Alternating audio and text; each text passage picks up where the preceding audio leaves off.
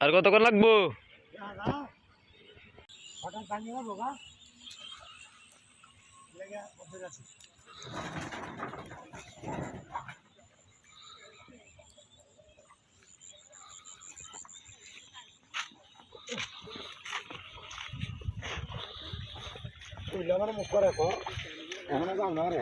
তুই গেছে গা হ্যাঁ নিজের বদনাম হইব যেটা লাগে আর নাকি কি কও?